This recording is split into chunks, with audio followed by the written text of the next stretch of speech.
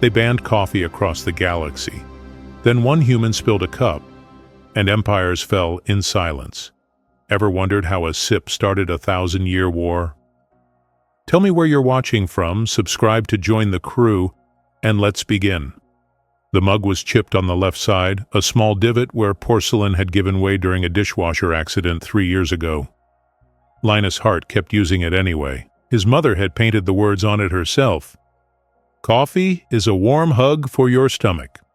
Portland mornings in 2529 looked remarkably like Portland mornings always had.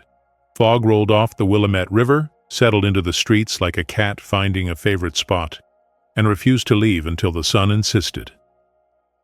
Linus parked his maintenance truck at the edge of Cathedral Park, beneath the Gothic arches of St. John's Bridge, and went through the ritual. Plug in the portable espresso machine.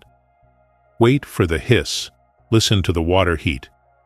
Breathe in the smell of Colombian beans grinding to powder. The world outside could be falling apart, which it often was, but this moment belonged to him, and to the memory of a woman who had taught him that some things were worth being stubborn about.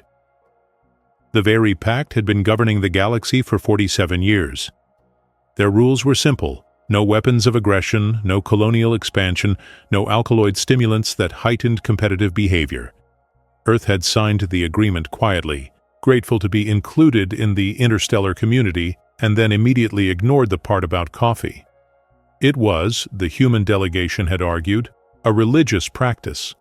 The Very had let it slide, mostly because Earth was on the edge of known space and nobody really cared what primitives did in their corner. Linus poured the shot, added steamed milk, and lifted the mug to his lips. The first sip of the morning was sacred. His mother used to say it was the moment when you decided what kind of day you were going to have. The drone descended so quickly that Linus barely registered the sound before a stream of purple liquid shot from its underside and knocked the mug clean out of his hand. Coffee splattered across the truck's hood. The mug somehow did not break. It rolled to the edge and stopped, empty. The drone hovered at eye level, smooth, spherical, white as a very ship. A mechanical voice echoed from it. "Prohibited substance detected. Decontamination protocol engaged. Please dispose of remaining contraband."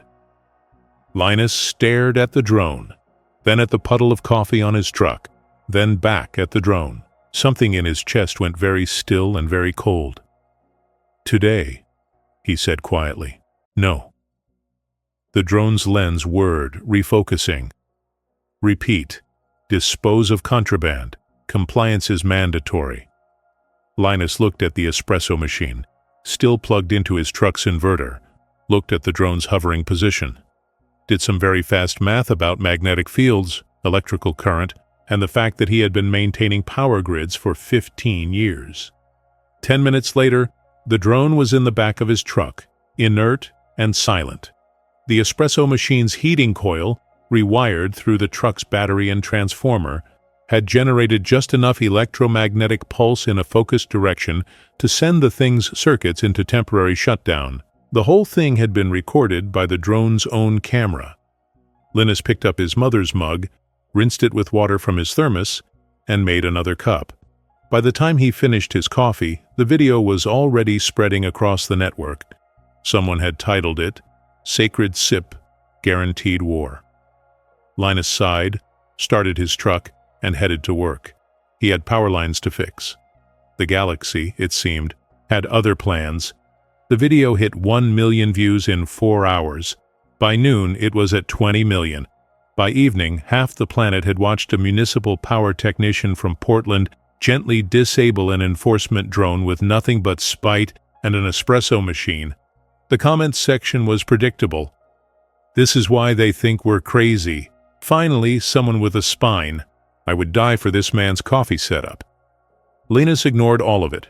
He spent the day replacing transformers in the industrial district, came home to his small apartment above a shuttered bookstore, and made himself dinner. Rice, eggs, hot sauce. The same meal he had been eating since his mother died. His phone buzzed with messages from people he had not spoken to in years. Reporters wanted interviews. A lawyer offered free representation. Someone from a coffee company wanted to sponsor him. He blocked them all and went to bed. The next morning, she was waiting at his cart. Linus ran a small mobile coffee operation called Anchored on weekends, parked in the Pearl District where foot traffic was steady and people appreciated the fact that he did not talk much. When he arrived to set up, there was already a customer. She was Veery. He knew that immediately. Pearl white skin that seemed to catch light in strange ways, amber eyes with no visible pupil, features that looked almost human, but just different enough to trigger some deep instinct that said, other. She wore civilian clothes, a long coat that hid her frame, and she was studying his menu board with intense concentration. "We're not open yet," Linus said. "I can wait," she replied. Her voice had an odd resonance, like two people speaking slightly out of sync. He set up anyway. Ground the beans, heated the machine, arranged cups. She watched everything. "You are Linus Hart." "That's what my license says. I am Inspector Selah Ricks. I have been assigned to de-escalate the situation created by Enforcement Drone 4471's error." "Error," Linus repeated. "Is that what we're calling it?" The drone's targeting parameters were too broad.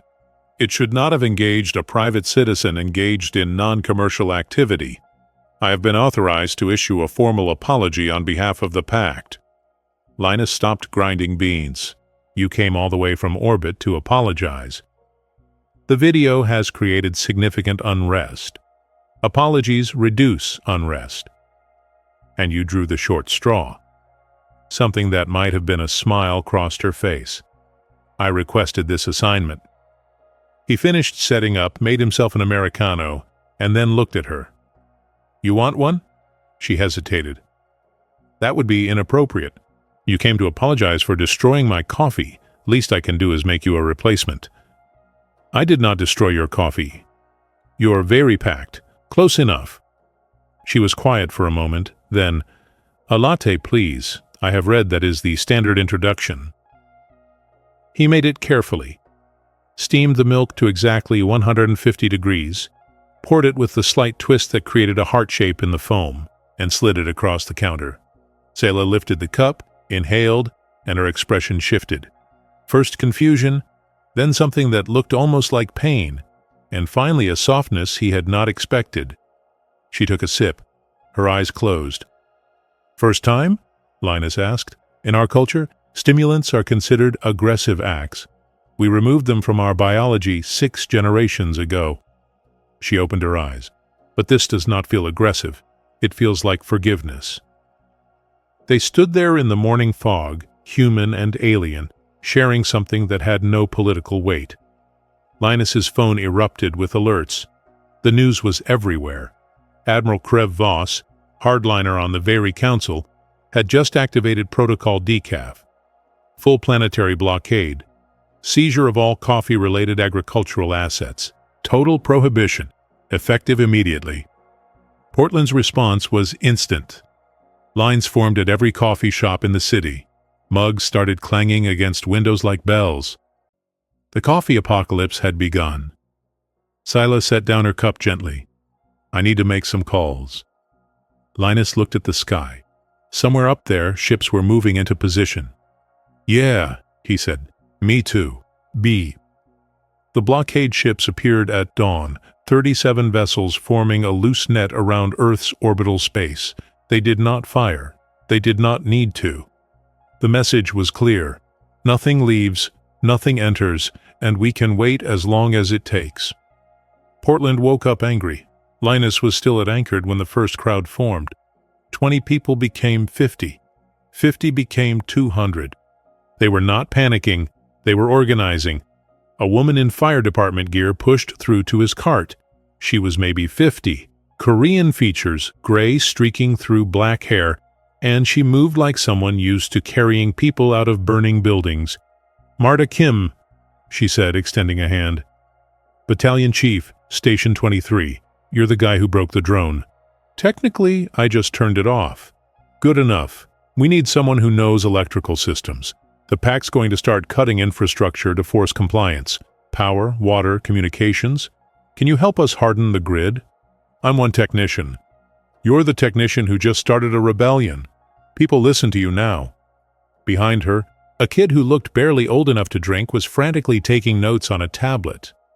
Thin, anxious eyes, coffee-stained volunteer firefighter shirt. He kept glancing at Linus like he was trying to decide whether to be terrified or excited. "That's Theo," Marta said. "My intern. He's good with logistics, terrible with stress. You two will get along great." Theo managed a weak smile. "I've, been mapping coffee supply chains. If the blockade holds for more than a week, we're looking at riots." "Not riots," Marta corrected. "Organization. There's a difference." Someone else pushed forward. Gideon Ross, local venture capitalist, professionally tan and aggressively friendly. Linus knew him from business association meetings he had stopped attending. "Linus? Hell of a thing you did. Listen, I've got connections, import-export channels that might still be viable. I can help coordinate distribution, keep things flowing under the radar. No charge. This is bigger than business." Something about the way he said it felt wrong, but Linus did not have time to examine the feeling. "Fine. Work with Theo on logistics." Marta was already moving. "I'm pulling together everyone with technical skills. Electricians, plumbers, network techs. We need redundancy in every system. Can you coordinate that?" "I can try." "Good. We meet tonight. Station 23, 7 p.m. Bring coffee." The crowd dispersed with purpose. Linus watched them go, feeling something he had not felt in years. Useful. His phone buzzed. "Saila, the council has issued a statement. Anyone found distributing or consuming coffee will face detention. They are serious. So are we." Linus, the admiral who authorized this, lost his entire family to stimulant-fueled aggression during the Unity Wars. He believes he is protecting the galaxy from another catastrophe. He will not back down easily. "Neither will we." There was silence on the line. Then, "I have been instructed to return to orbit. I am refusing." "That seems unwise." "Wisdom is overrated. I will see you at the meeting tonight." Linus closed his cart and headed home to grab his tools. On the way, he passed a coffee shop where someone had painted new words across the window. "They think it's about the drug. It's about the ritual. They'll learn." 3 blocks over, a very enforcement team was attempting to confiscate beans from a grocery store. The crowd of humans surrounding them was not violent, but they were not moving either. They just stood there, mugs in hand, clinking them together like a slow heartbeat. The enforcement team retreated. Linus allowed himself a small smile. Portland had been through earthquakes, floods, pandemics, and economic collapse. A bunch of pearl-skinned aliens who thought they could ban coffee? They had no idea what they were dealing with. That night, 53 people crammed into Station 23's garage bay. Electricians, baristas, hackers, grandmothers who remembered the before times. Saila stood in the back, hood up, amber eyes reflecting the fluorescent lights. Marta Kim climbed onto a fire truck's bumper. "All right, let's figure out how to make a city run on stubbornness and spite. Who's got ideas?" Hands went up everywhere. The resistance had begun. The network grew fast.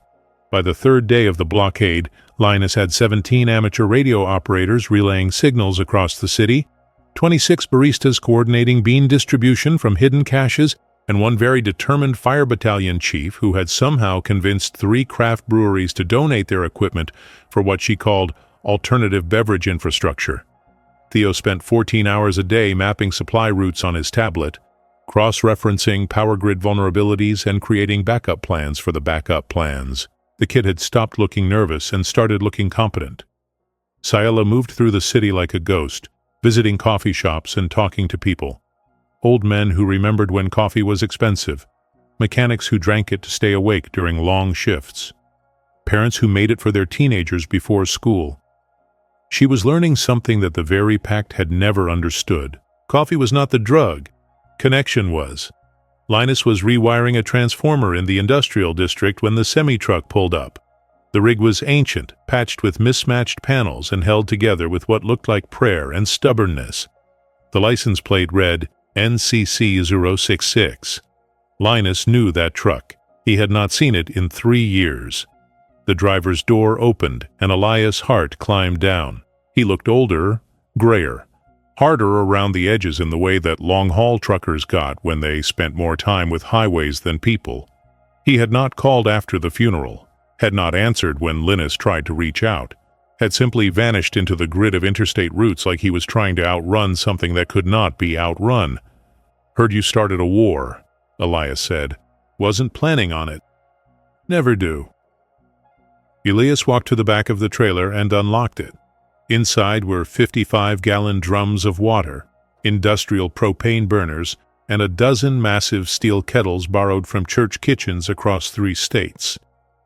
"Figured if you're going to fight over coffee, you'll need a way to brew it at scale."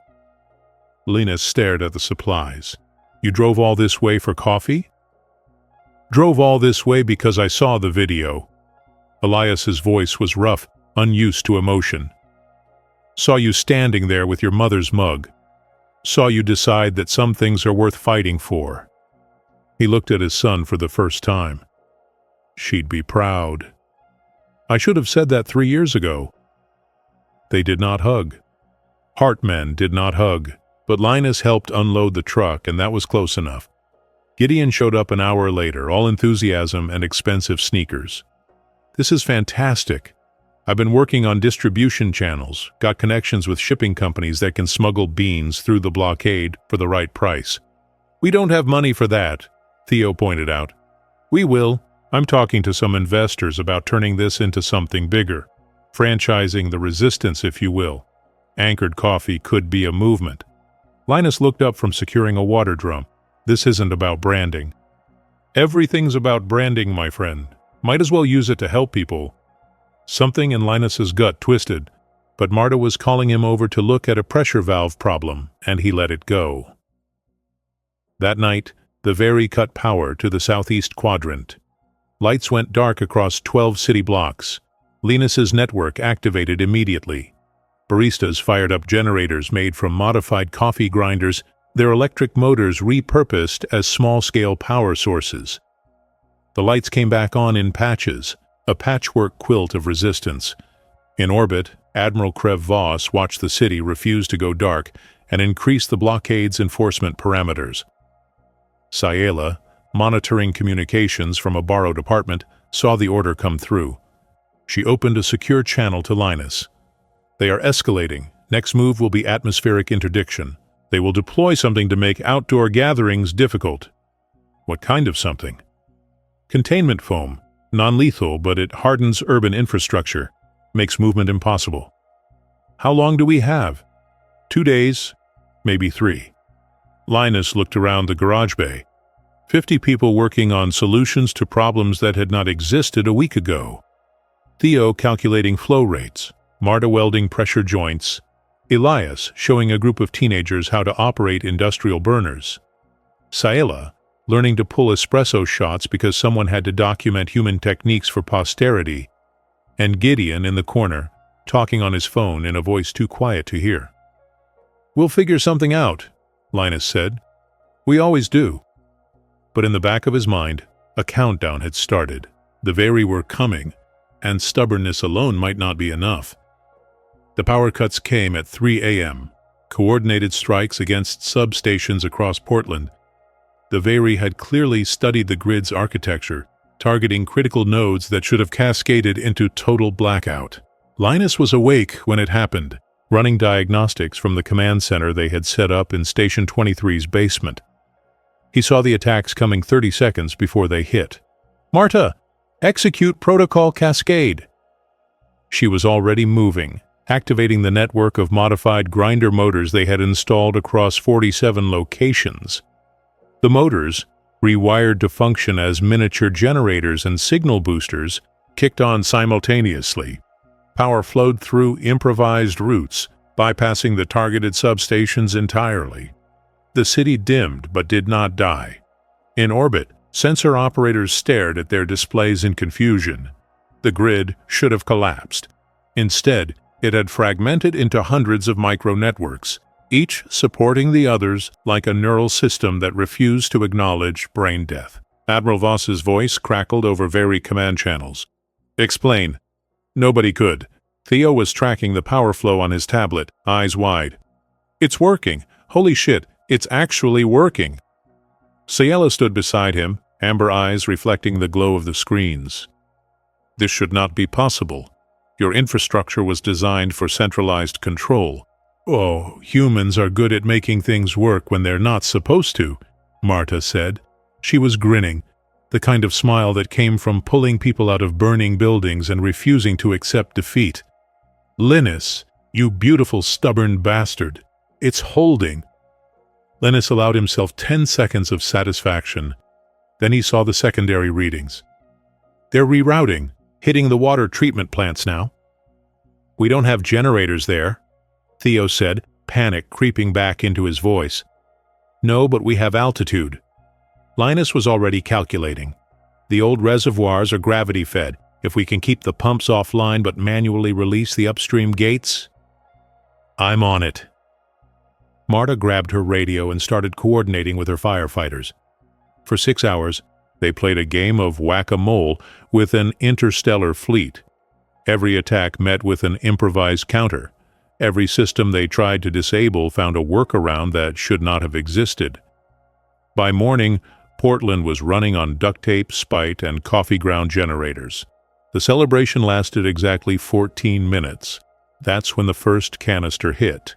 It landed in Pioneer Courthouse Square, right in front of the Starbucks that had been operating as a coordination hub. The canister split open, and gray-white foam erupted outward like frozen sea foam, expanding rapidly and hardening into a substance that looked like concrete but moved like honey. Neutral mist. Very containment protocol for riot suppression. Within an hour, 3 more canisters had deployed across downtown. The foam spread through streets, hardened around fire hydrants and storm drains, locked door handles in place. People caught at the edges found their shoes stuck, their bags adhered to benches. Worse, it was reacting with moisture in the air. Portland's famous fog became thick, suffocating, turning the atmosphere itself into an obstacle. Theo pulled up chemical analysis data they had scraped from very public databases. It's a polymer compound designed to neutralize kinetic resistance.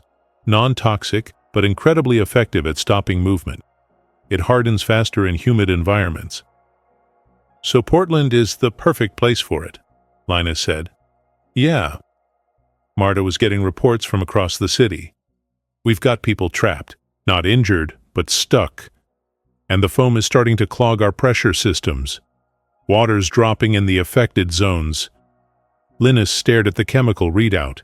Polymers, moisture-activated, designed to stop humans from gathering, from organizing, from maintaining the rituals that held communities together. His mind started working through the problem. Polymers had weaknesses. Everything had weaknesses. Gideon appeared in the doorway, phone in hand, looking pale. "I need to talk to you. Privately." "Not now." "It's important. About supply channels." "Later." Gideon hesitated, then left. If Linus had been paying more attention, he would have noticed the guilt in the man's eyes. But he was too busy staring at the chemical formula, turning it over in his mind. Ciela was reading over his shoulder. "What are you thinking?" "I'm thinking that the Veyri engineered this to counter human resistance tactics, physical barriers, chemical suppression, atmospheric control." "Yes, but they don't know us as well as they think they do." He highlighted a specific compound in the polymer chain. Phenolic sensitivity. The foam broke down when exposed to certain organic compounds. Coffee was full of phenolic compounds. "Theo," Linus said slowly, "how much cold brew concentrate do we have in storage?" The kid checked his inventory database. "Maybe 2,000 gallons across various locations." "Why?" Linus looked at Marta. "How many fire trucks can you access?" "In the city. Maybe 15 that aren't stuck in foam. And the breweries, their pressure systems." Marta's eyes widened. "You want to brew our way out of this. I want to turn every sprinkler system in downtown Portland into a coffee delivery mechanism and wash this foam back to whatever orbital lab it came from." Ciela was quiet for a moment. Then, That is the most ridiculous tactical plan I have ever heard. Will it work? I have absolutely no idea, but if it does, the Pact will never live it down. Theo was already pulling up building schematics. We'd need to access the municipal water integration points, bypass the foam-locked valves, create pressure differentials. Can you do it? I don't know. Maybe. Probably not. But I can try. Marta was grinning again. I love this job. Outside, the neutral mist continued to spread, turning Portland into a frozen tableau of resistance. Inside Station 23, a group of humans, one Veyri, and a dangerous amount of caffeine began planning the most absurd counterattack in military history. They were halfway through mapping the sprinkler integration points when Sayla stopped moving. Linus looked up from the schematic. You okay? I need to tell you something. Her voice was different, quieter. About why the Pact banned stimulants. Everyone in the room turned to look at her. She set down the wrench she had been holding, and for the first time since Linus had met her, she looked uncertain. 247 years ago, the Veyri were not a unified people. We were 17 nations, each competing for resources, territory, and genetic advantage. We had discovered compounds that increased aggression, focus, endurance. We called them enhancements. We thought they made us better. Marta pulled up a chair. This doesn't sound like it ends well. It did not. The Unity Wars lasted 32 years. Every nation used stimulants to enhance their soldiers. The compounds worked. They made us efficient, ruthless, capable of atrocities that logic would have prevented. Sayela's hands were shaking slightly. My great-grandmother was a soldier. She told me stories before she died, how the enhancements stripped away hesitation, empathy, the small moments of doubt that make people stop before they cross certain lines. What happened? Theo asked.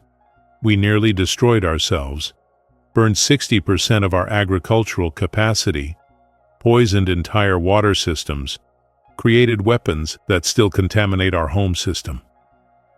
She looked directly at Linus. When peace finally came, the survivors made a choice: genetic modification to remove our ability to process stimulants, cultural prohibition against any substance that might trigger that kind of aggression again. We rebuilt our civilization on the principle that emotions are dangerous, that passion leads to destruction. But coffee isn't, Linus started. I know. Sila's voice broke slightly. I know that now, but Admiral Voss lost his wife and children in the final battle. He was exposed to combat stimulants for 11 years. He truly believes that any alkaloid compound is a gateway to the horrors he witnessed. To him, allowing coffee is allowing the Unity Wars to happen again. The room was silent. He's wrong, Marta said finally. We're not using coffee to fight. We're fighting to keep coffee. The distinction may not matter to him. Linus sat down heavily. So we're not fighting tyranny. We're fighting trauma. Yes. Something about that made it worse. Easier to fight against cruelty than against fear. Sayla walked to the window, looking out at the foam-covered streets. The Veyri removed emotion from our culture because we thought it would save us, but we lost something too. The ability to comfort each other, to process grief, to find meaning in small rituals. She turned back to them.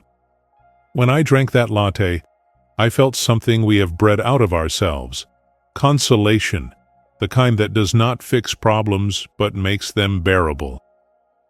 A tear ran down her pearl-white cheek, the first tear any of them had seen a Veyri cry. Theo looked away, embarrassed. Marta handed Sayla a coffee-stained rag without comment. Linus was about to say something when his phone buzzed. A message from one of the Barista Network leads. Someone gave the Veyri our storage locations. They're hitting the caches. What? A second message. All of them. Simultaneously. They knew exactly where to look. Marta was on her radio immediately. All teams, confirm. Cache status. The responses came back quickly. Every hidden storage site compromised. Enforcement teams moving in with precision that suggested detailed intelligence. "Who knew those locations?" Linus asked. Theo pulled up his distribution database. "Just us, the core team, and Gideon." He was helping coordinate supply chains. They found him in the garage, getting into his Tesla. Marta stepped in front of the car. "Going somewhere?" I need to check on some things." Sayla accessed her Very communications device, scrolled through intercepted transmissions, and held up the screen. Transfer records, financial transactions from an account registered to Gideon Ross to a Very contractor account. Detailed maps of cache locations, timestamps matching the raids. "You sold us out," Linus said. Gideon's face crumbled. "They were going to shut down my entire portfolio, freeze my assets. I have investors, employees, people depending on me. They said if I cooperated, they'd make an exception for my business interests. We trusted you. This is going to fail anyway. You're fighting an interstellar government with coffee grinders and fire hoses. I was trying to protect what I could while there was still time." Marta pulled him out of the car with one hand. She was not gentle. "You're done." They locked him in a storage closet while they figured out what to do with him. Through the door, he kept pleading about investors and quarterly returns and how nobody understood business. Linus stood in the garage, looking at the foam spreading across his city, thinking about trauma and coffee and the way fear made people do terrible things.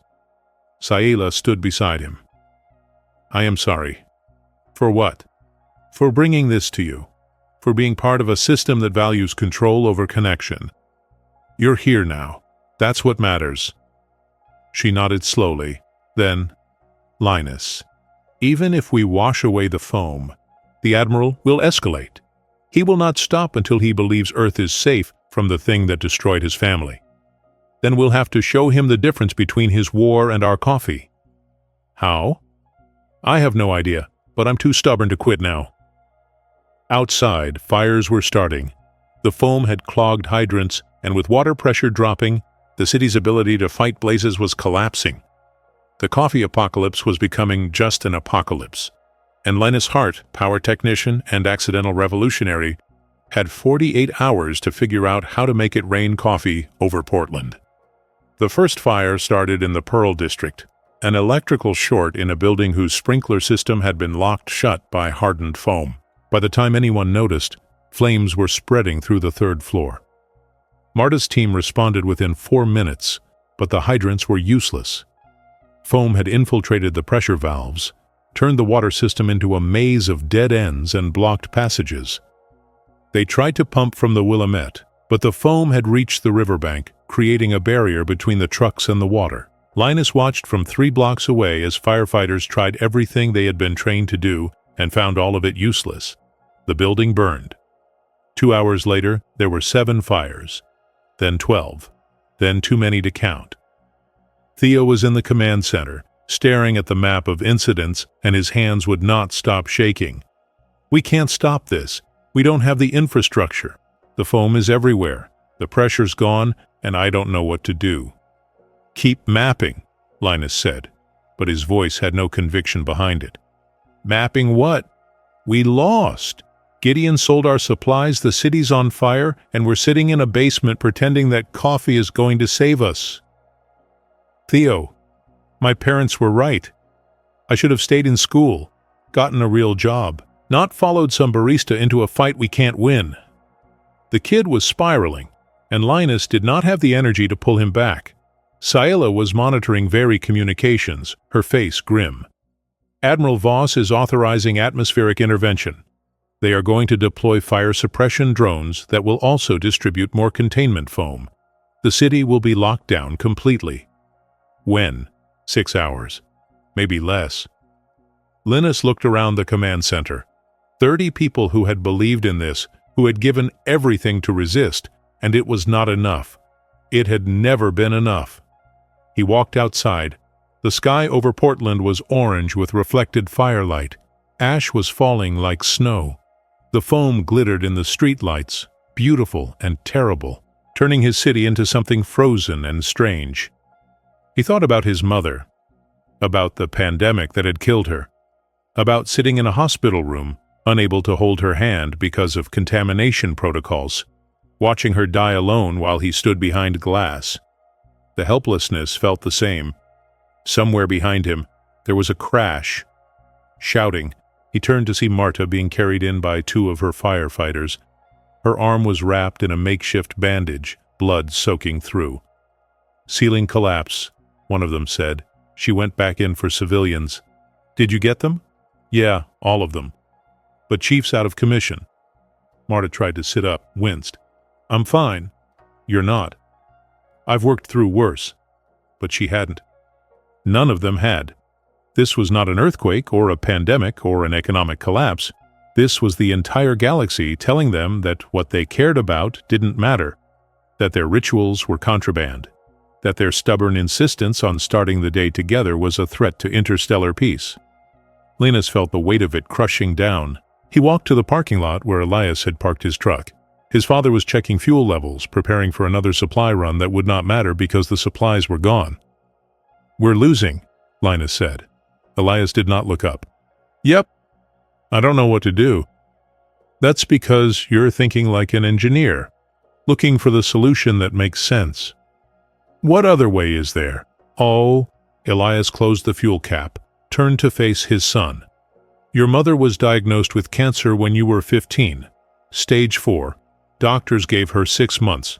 You remember what she did?" "She fought." "No. She gardened. Spent every morning in that backyard, planting things she'd never see bloom. Made coffee for the neighbors. Taught you how to fix the espresso machine. She did not fight the cancer. She lived anyway." He put a hand on Linus's shoulder. "You're asking what makes sense.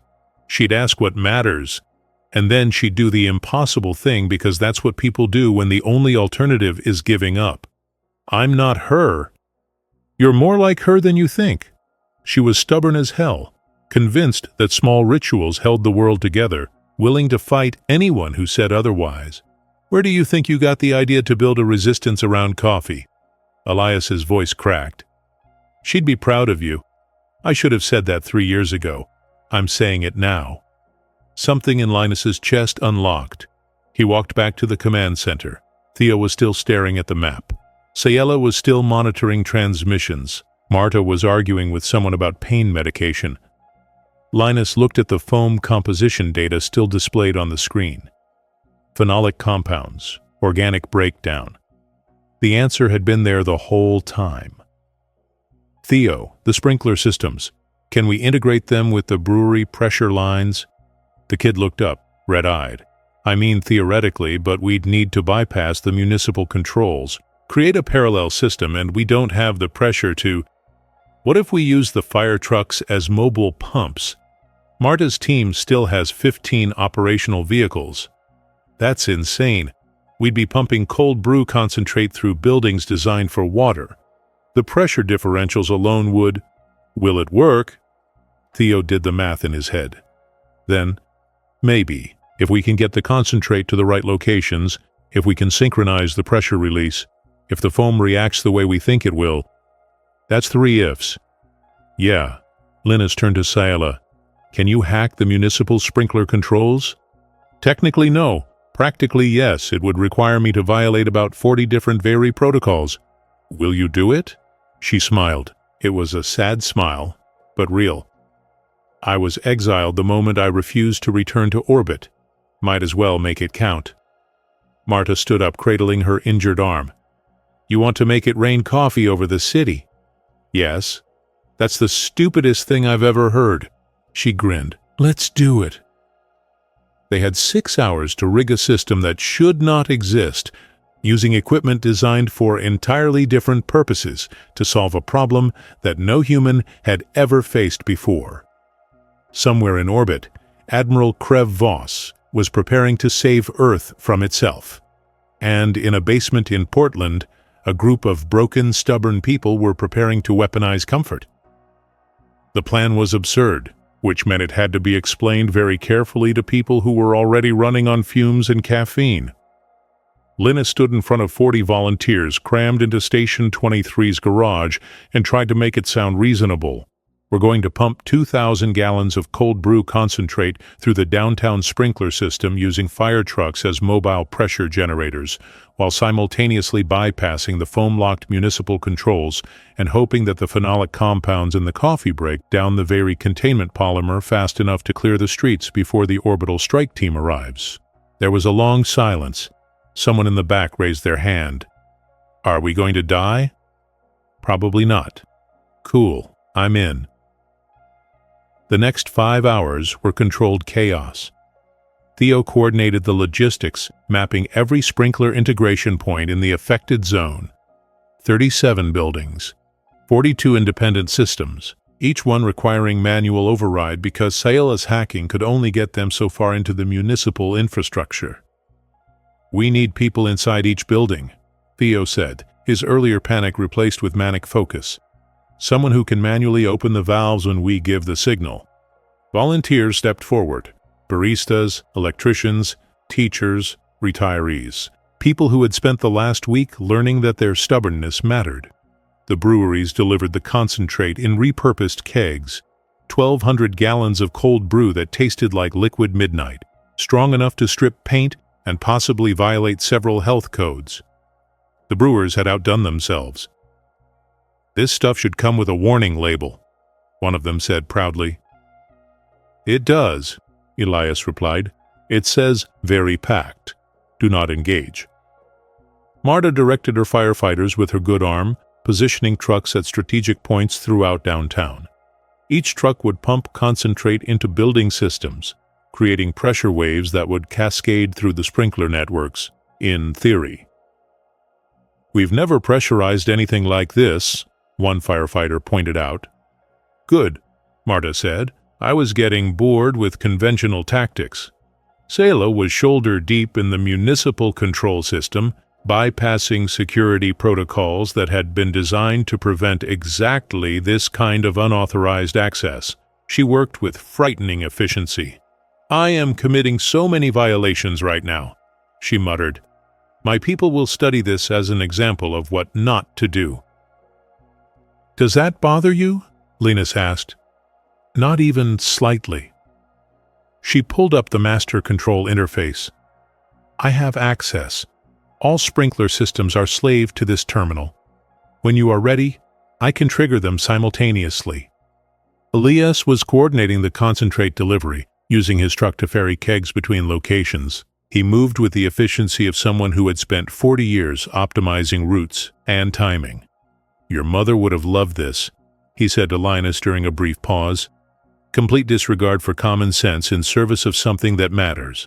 That was her entire philosophy. She'd also have better coffee than what we're about to spray across the city. She'd have better everything, but she'd use what she had and make it work. Elias squeezed his son's shoulder. You're doing good, kid. They had not called each other family in 3 years. The word felt too complicated, too heavy with history and loss. But in that moment, standing in a garage preparing to commit municipal infrastructure terrorism with coffee, it felt close enough. Theo appeared with updated calculations. Okay, I've run the pressure models. If we synchronize the pumps and the sprinkler release within a 5-second window, we should get enough volume to saturate the foam-affected areas. But we only get one shot. The pressure spike will blow out half the sprinkler heads and the foam will start hardening again within minutes. How confident are you in the timing? Linus asked. Maybe 70%? I'll take it. You shouldn't. The margin for error is... Theo. Linus put a hand on the kid's shoulder. You've been calculating impossible solutions for a week. You're good at this.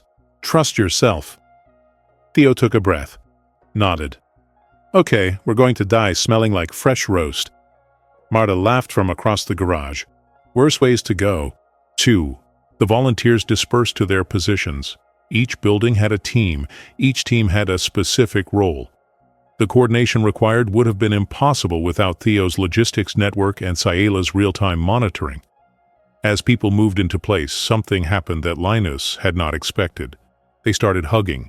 Baristas embraced firefighters. Electricians shook hands with teachers. Strangers who had met a week ago said things like, See you on the other side, and save me a cup when this is over." Sayla watched with fascination. "This is a military operation. Why are you engaging in social bonding during deployment?" "Because we might not see each other again," Linus said. "And because that's the whole point. We're not fighting because we hate them. We're fighting because we love this." She was quiet for a moment. Then, "I understand now. Why the Admiral is wrong.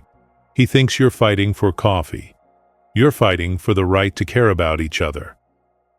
Took you long enough. I am a slow learner when it comes to emotions." The countdown began. 2 hours until the very atmospheric strike. 120 minutes to rig a plan that violated physics, municipal code, and common sense.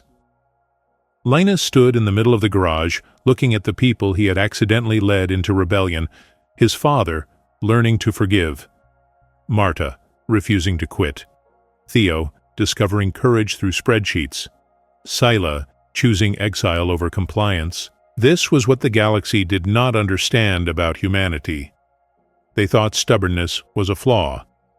They were wrong. Stubbornness was how you loved something even when the universe said it did not matter.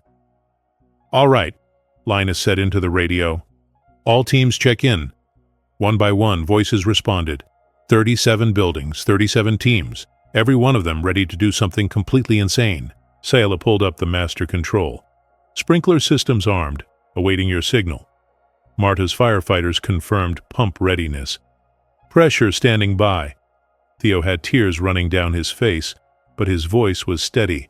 "Timing sequence locked. We're go for protocol pour over." Above them, very ships began atmospheric insertion. Sleek, efficient, designed to suppress descent with minimum collateral damage.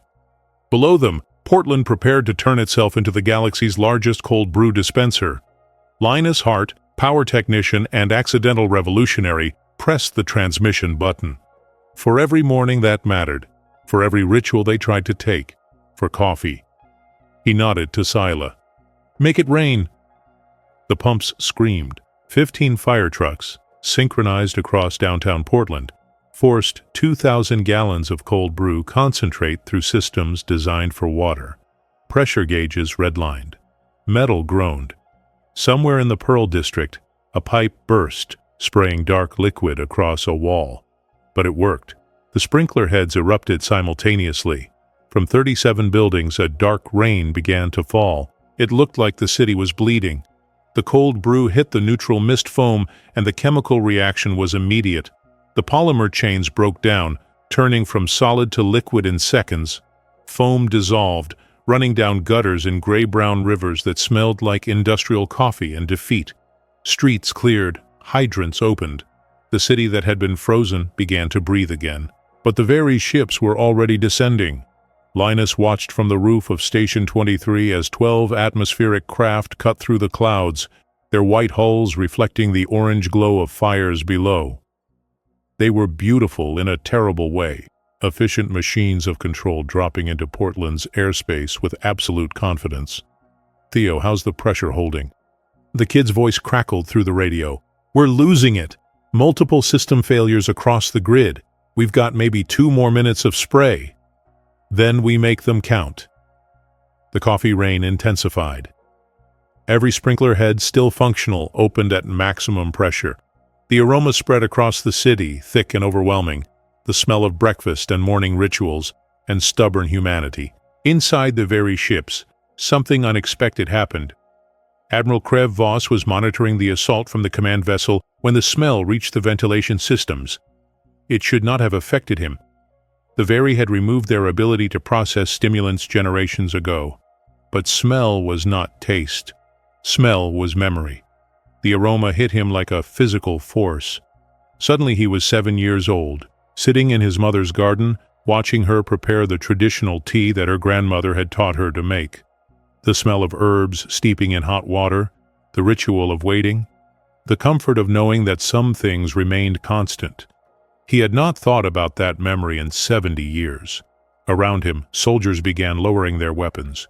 Not all of them, not immediately, but enough to notice.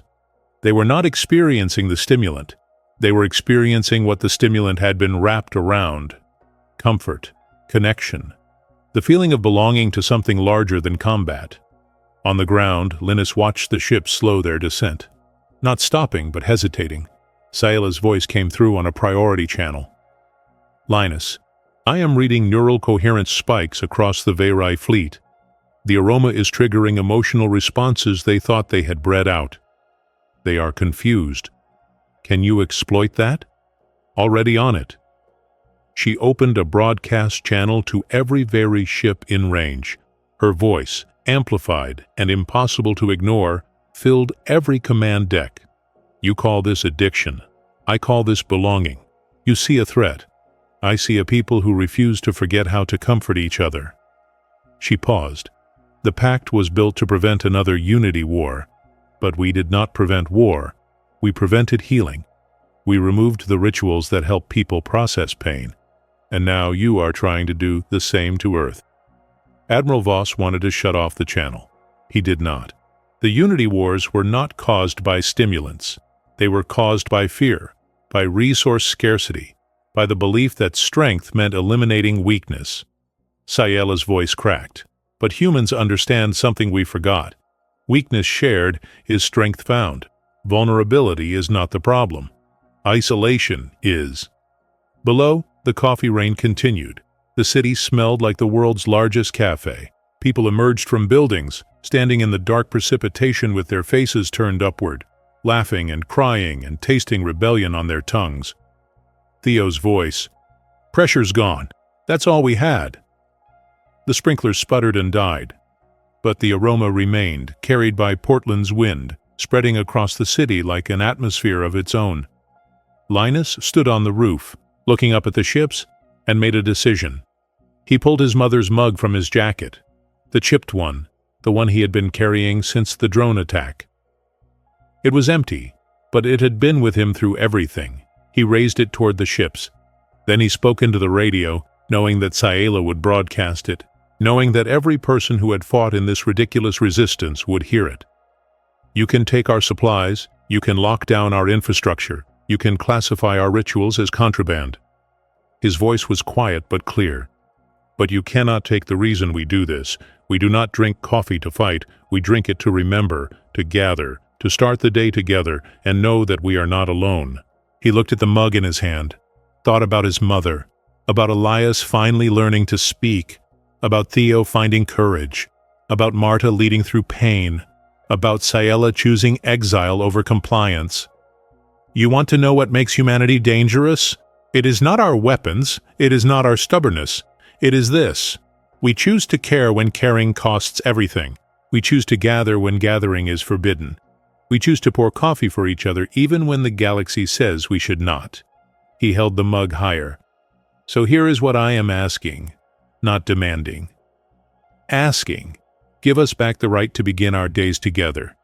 Give us back the rituals that make the hard parts bearable. Give us back what is ours, the right to care."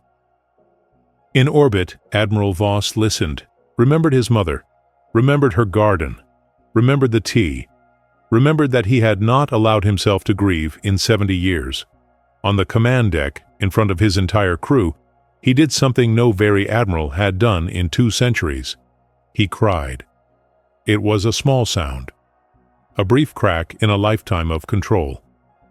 But it was enough. "Cease descent," he said quietly. "All ships, hold position."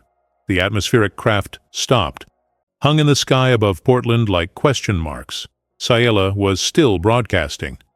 "What we are defending is not a drug. It is the shape of love in our culture. And if the Pact cannot understand that, then the Pact has already lost what it was meant to protect." On the roof, Linus felt something break inside him. Not in a painful way, in a way that let light through. He looked at his mother's mug one more time. Then he threw it. The ceramic shattered on the concrete below. He had carried that grief for 3 years, held it like a sacred object, let it define his mornings. But grief was not meant to be held forever. It was meant to be released so that memory could remain.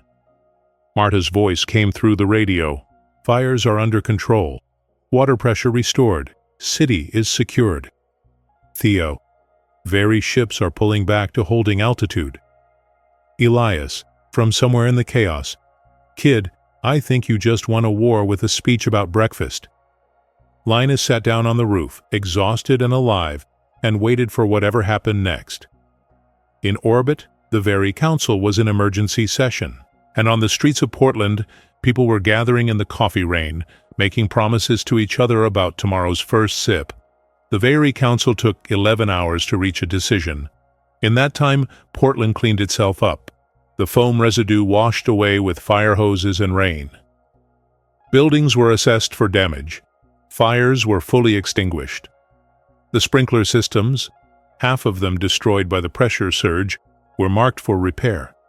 Linus spent those 11 hours in Station 23, drinking actual good coffee that someone had brewed from a cache the Very had somehow missed. He sat with his team, not talking much, just existing in the same space. Marta's arm was in a proper sling now.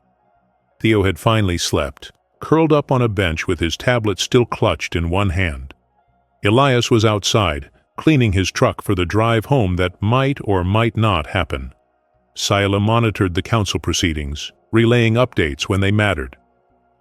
They are arguing about precedent, whether a localized cultural practice constitutes a legitimate exception to prohibition protocols.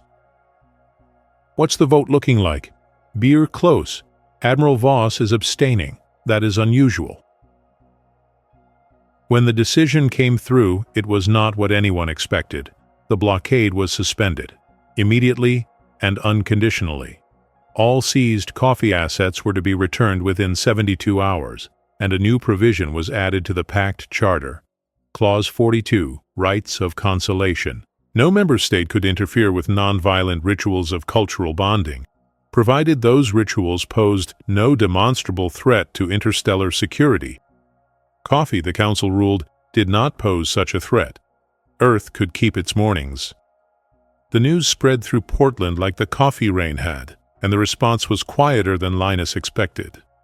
No celebrations, no victory parades, just people going to their favorite cafes, ordering their usual drinks, and sitting down with the people they had missed. The coffee apocalypse ended the way it had begun, with someone taking the first sip of the day and deciding it was going to be okay. 3 days later, Linus found Elias packing his truck for the drive back east. They stood in the parking lot, not talking, just watching the fog roll off the river the way it always had. "You did good, kid," Elias said finally. "We did good. Your mother would have been proud. You said that already. Saying it again." Elias turned to face his son, and for the first time in 3 years, he did not look away. "I was a coward. After she died, I ran. I'm sorry. I know." They stood there for another moment. Then Elias held out his arms. Heartmen did not hug. They hugged anyway. It was brief and awkward and exactly what they both needed. When they pulled apart, Elias cleared his throat roughly. "I'll actually call, not just text. I'd like that." "Good. Now get out of here. You've got a city to rebuild." The truck pulled away, and Linus watched until it disappeared into traffic. Theo opened his coffee cart the following week. He called it Rookie Roast, painted the menu board himself, and only had 3 panic attacks in the first day. By the second week, he was running the operation with the same obsessive attention to detail he had brought to logistics. "I'm still terrified," he admitted to Linus. "But I'm terrified while making espresso, so that's progress." Marta was promoted to fire chief for District 7. She accepted with characteristic bluntness, "About time. I've been doing the job for years anyway." Her first official act was to commission a memorial for the coffee resistance, a sculpture made from repurposed sprinkler heads arranged to look like a coffee cup. It was installed in Pioneer Courthouse Square, and people left offerings, bags of beans, favorite mugs, handwritten notes about what the ritual meant to them. Gideon Ross was released from custody after 48 hours. No charges were filed, but his business partners quietly removed him from every board he sat on. He left Portland 3 weeks later. Linus heard he was working in venture capital in Singapore, trying to start over somewhere that did not know what he had done. Some mistakes you did not get to fix. You just had to live with them. Sayla's exile was made official by the council. She was stripped of her inspector rank, barred from Very space, and assigned permanent residence on Earth as a cultural liaison with no real authority. She moved into a small apartment above a bookstore, 2 blocks from Anchored. She learned to make lattes. Not just functional lattes, but ones with careful foam art, hearts and rosettas, and eventually more complex designs. She was meticulous about it, the way she was meticulous about everything. "This is my penance," she told Linus one morning, showing him a foam rosetta that was genuinely beautiful. "For what?" "Yeah, for taking too long to understand what mattered. You got there eventually. That counts." She was quiet for a moment. "On my world, exile is permanent. I cannot return. I will never see my family again." "I'm sorry." "I am not."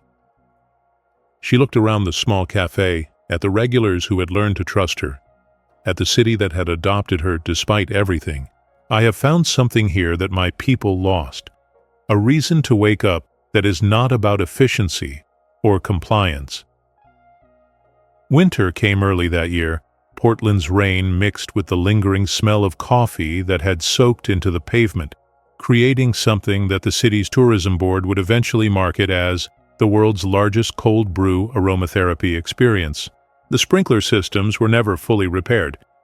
The city decided to leave some of them as they were, modified and strange, a reminder of the week Portland had turned itself into a weapon made of comfort. On a cold morning in December, Linus was opening Anchored when Sayla appeared with 2 travel mugs. "I made these," she said, "using your mother's recipe from the instructions you gave me. Tell me if they are acceptable." He tried it.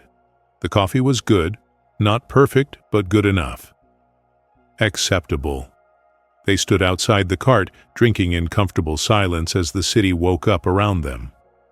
"Linus," Sayla said eventually, "I have been exiled. I have nowhere else to go, and I find that I do not want to be anywhere else." She looked at him. "May I stay? Here, working with you, learning this ritual that cost so much to defend?" He thought about his mother, about rituals, about how the best parts of life were the parts you shared with people who understood why they mattered. "As long as there is water and beans, you have a place here." She smiled. It was easier now, more natural. "That is acceptable." They finished their coffee. Above them the fog broke apart, and weak winter sunlight touched the city. Somewhere in orbit, the Very fleet maintained its position, no longer a blockade, but a presence. Watching, learning, beginning to understand that strength was not the absence of vulnerability, but the courage to be vulnerable anyway. Somewhere in the galaxy, other worlds were hearing about Earth, about the planet that had fought a war over breakfast, about the humans who had chosen ritual over compliance and won. The story would spread. It always did. And in Portland, Oregon, on a cold morning that smelled like coffee and possibility, 2 people stood together and began the day. Steam rose from their mugs, curled into the air, and formed words that only someone looking very carefully would see. "We begin together." The galaxy had learned something that week. Humanity did not fight because they were strong. They fought because they knew what it meant to be weak and chose to be strong anyway. They did not win because they had better weapons. They won because they understood that the best weapon was caring when caring cost everything. And when you interrupted a human's first sip of coffee, you were not just interfering with a drug. You were declaring war on the shape of love itself. Humanity, fuck yeah. Maybe the galaxy never feared our weapons. Maybe it feared our mornings.